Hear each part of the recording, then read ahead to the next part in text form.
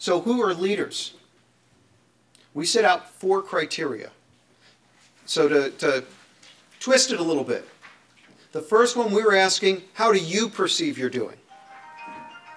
We then flipped the question and we said, we're not going to ask you how you're doing.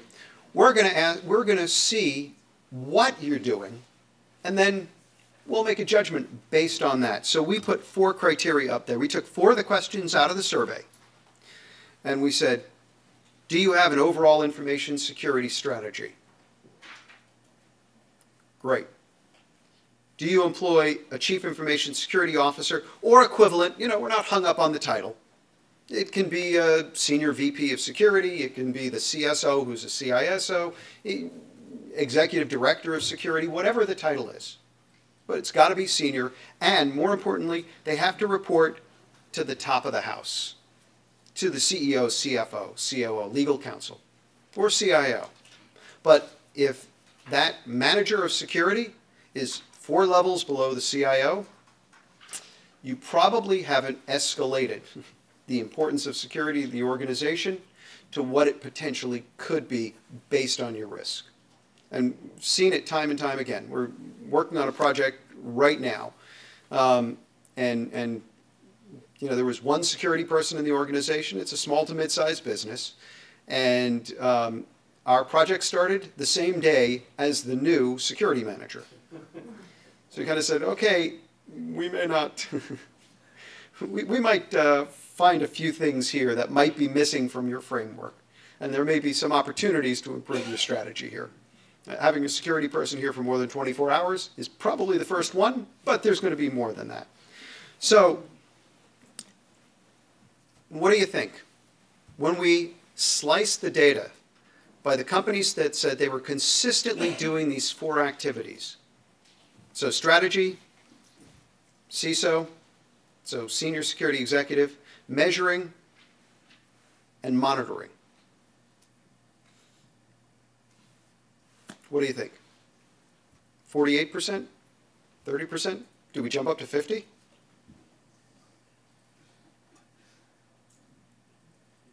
Whatever number you have in your head, 8% is the one that you probably should have.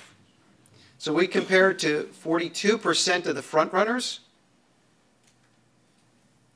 8% of our respondents globally were doing those 4 things consistently. Now, does that mean the 42% are wrong? Well, not all of them.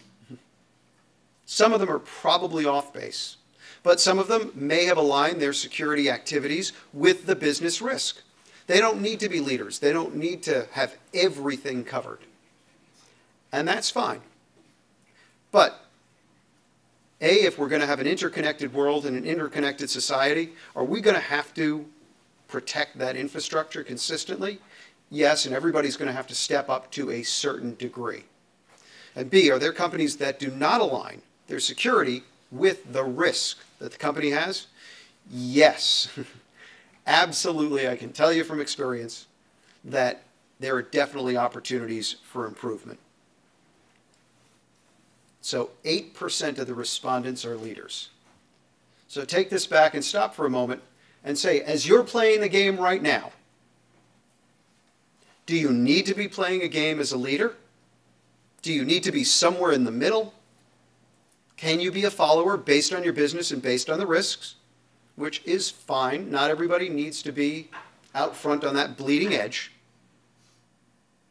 But are you doing what you should be doing to protect your clients, your employees, your intellectual property, and frankly, your senior executives, and frankly, your job? Are you doing what you should be doing? Should you be closer to a leader than you are today? Well, I'm sure some questions are going to come up. We're going to have the panel, and we'll take all the questions, and I'll throw them to a group of very smart people to answer them as well. Are leaders doing better? Yes. Measurably better? Yes. We pulled a couple of measures.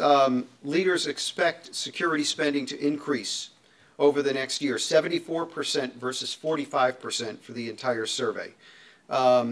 Information security is involved in major initiatives at project inception. Doesn't cost you really much to get involved earlier rather than later. 45% of the leaders are doing that, only 25% of the entire survey. And security spending completely aligned with the business goals. 50% of the respondents who we defined as leaders, not them, but us, versus 30% for the entire survey. So what things can we learn from the leaders? And what things should we consider and do more effectively?